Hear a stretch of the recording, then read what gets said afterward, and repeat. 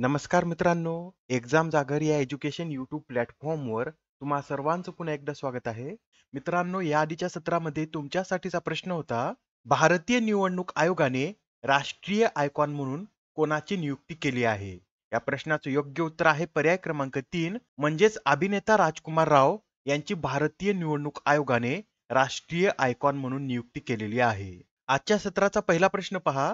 नुकत्याच पार पडलेल्या आशियाई पॅरा गेम्समध्ये भारताने एकूण किती पदक पटकावले आहेत? तर आता हे जे आशियाई पॅरा गेम्स आहेत यामध्ये भारताने एकूण 111 पदक पटकावलेले आहेत. या 111 पदकांमध्ये 29 सुवर्ण, 31 रौप्य आणि 51 कांस्य पदकांचा समावेश आहे. बरं, या पदतालिकेत भारत कितव्या स्थानी आहे? तर भारत या पदतालिकेत 5व्या क्रमांकावर आहे.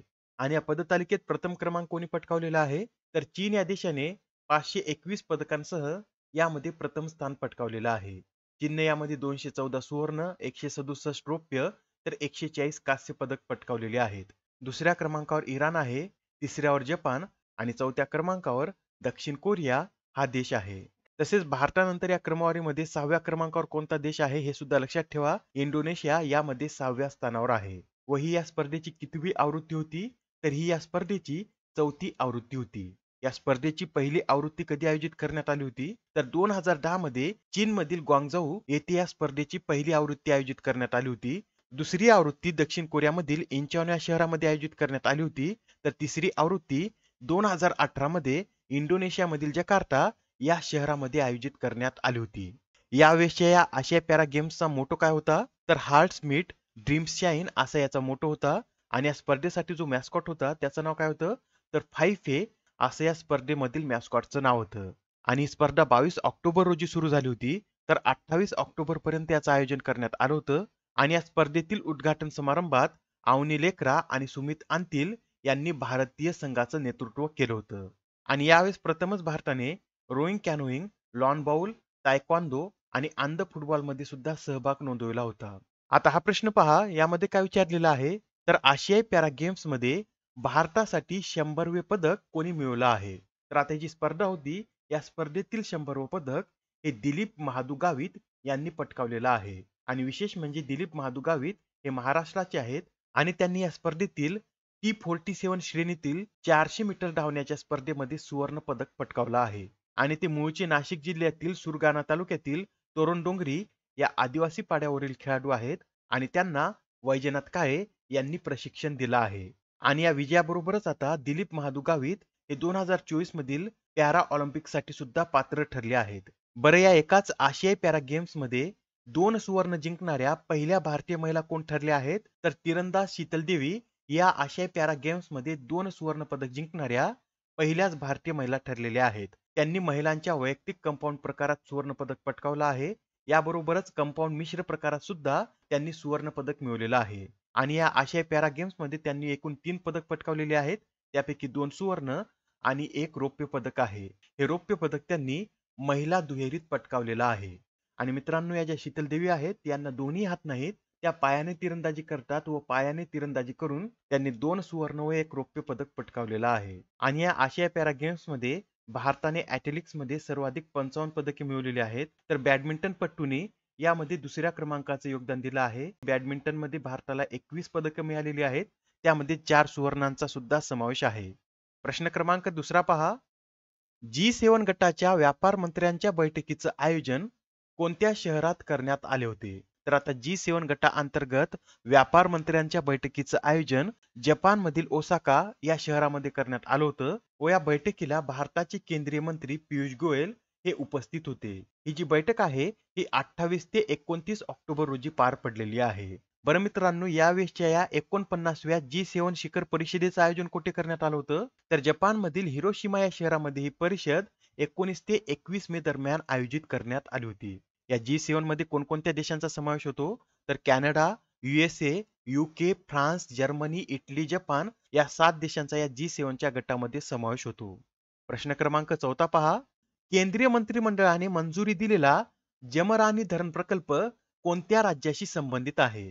तर आता हा जो जमरानी धरण प्रकल्प आहे हा उत्तराखंड या राज्याशी संबंधित आहे. नुकतेच आता केंद्रीय मंत्रिमंडळाने या प्रकल्पाला मंजुरी दिलेली आहे व या प्रकल्पाअंतर्गत गोला नदीवर जमरानी धरण बांधण्यात येईल आणि हे जे धरण आहे हे पंतप्रधान कृषी सिंचन योजनेअंतर्गत 2028 पर्यंत पूर्ण होईल व या धरणाचा फायदा उत्तराखंड बरोबर उत्तर प्रदेश या राज्याला सुद्धा मिळेल.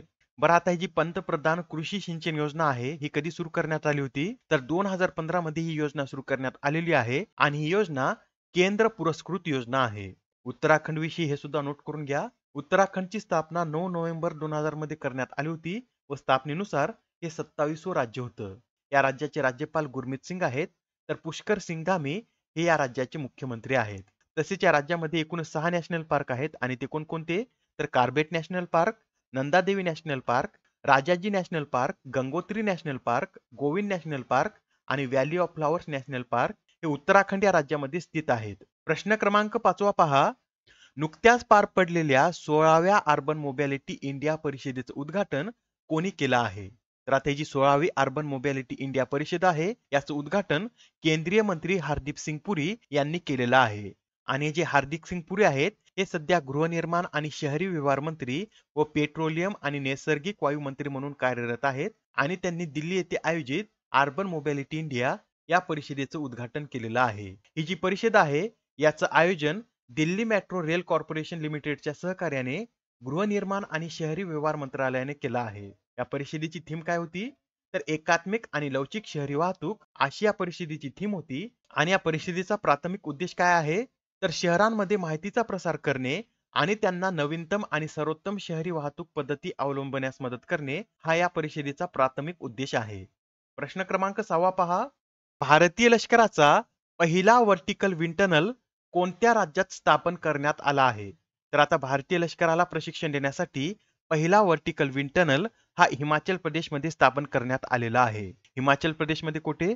तर हिमाचल प्रदेशमधील बाकलो येथील स्पेशल फोर्सेस ट्रेनिंग स्कूलमध्ये या विंड टनलची स्थापना करण्यात आली आहे व या टनलचं उद्घाटन लष्कर प्रमुख जनरल मनोज पांडे यांनी केलं आहे. याबरोबरच हे सुद्धा लक्षात ठेवा, अधिकृत वृक्ष, फूल, पक्षी प्रजाती घोषित करणारा भारतातील पहिला जिल्हा हा कासरगोड आहे. दिव्यांगासाठीचे देशातील पहिले हायटेक क्रीडा प्रशिक्षण केंद्र मध्य प्रदेशमध्ये सुरू करण्यात आला आहे. रोबोटिक्स फ्रेमवर्क सुरू करणारे देशातील पहिलं राज्य तेलंगणा आहे. भारतातील पहिला समुद्राखालील बोगदा मुंबईमध्ये तयार होत आहे. भारतातील पहिले आंतरराष्ट्रीय मल्टी मॉडेल लॉजिस्टिक पार्क आसाममध्ये निर्माण होत आहे. देशातील पहिले एअरफोर्स हेरिटेज सेंटर हे चंदीगडमध्ये स्थापन करण्यात आलं आहे. पहिल्या मिलेट्स अनुभव केंद्राची स्थापना नवी दिल्ली, तर भारतातील पहिला जल मेट्रो प्रकल्प हा केरळ राज्यात सुरू करण्यात आला आहे. प्रश्न क्रमांक 7 पहा. फिक्कीतर्फे प्रतिष्ठित health care personality of the year पुरस्कार 2023 ने कोणाला सन्मानित करण्यात आले? तर आता हा जो health care personality of the year पुरस्कार आहे या पुरस्काराने डॉक्टर विक्रम शाह यांना सन्मानित करण्यात आलेला आहे. बरं, हा जो पुरस्कार आहे हा कोणाद्वारे देण्यात आला आहे? तर फिक्कीतर्फे हा पुरस्कार देण्यात येतो. आणि फिक्कीचं फुल फॉर्म काय आहे? तर federation of Indian chambers of commerce and industry असे याचं पूर्ण स्वरूप आहे. आणि या फिक्कीची निर्मिती महात्मा गांधी यांच्या सांगण्यानुसार 1927 मध्ये करण्यात आली होती. प्रश्न क्रमांक 8 पहा. आता मलेशिया या देशाचे नवीन राजा म्हणून कोणाची निवड करण्यात आली आहे? या प्रश्नाचं योग्य उत्तर आहे पर्याय क्रमांक 2 म्हणजे सुलतान इब्राहिम इस्कंदर यांची मलेशियाचे नवीन राजा म्हणून निवड करण्यात आलेली आहे. मित्रांनो, इंटरेस्टिंग फॅक्ट म्हणजे मलेशियामध्ये दर 5 वर्षांनी राजा निवडला जातो. आणि आता हे जे सुलतान इब्राहिम इस्कंदर आहेत हे 31 जानेवारी 2024 पासून पुढील 5 वर्षासाठी मलेशियाचे राजा असतील. मलेशिया या देशामध्ये एकूण 9 संस्थानाचे राज्यकर्ते 5 वर्षे आवर्तनाने देशाचे राज्यपद भूषवतात. आणि आता जे सुलतान इब्राहिम इस्कंदर आहेत हे जोहर संस्थानाचे शासक आहेत. बरं, मलेशिया या देशाला ब्रिटन पासून कधी स्वातंत्र्य मिळालं आहे? तर 1957 मध्ये मलेशिया हा देश स्वतंत्र झाला आहे. प्रश्न क्रमांक 9 पहा. कोणत्या राज्य अथवा केंद्रशासित प्रदेशाने जय भीम मुख्यमंत्री प्रतिभा विकास योजनेचे अनावरण केले?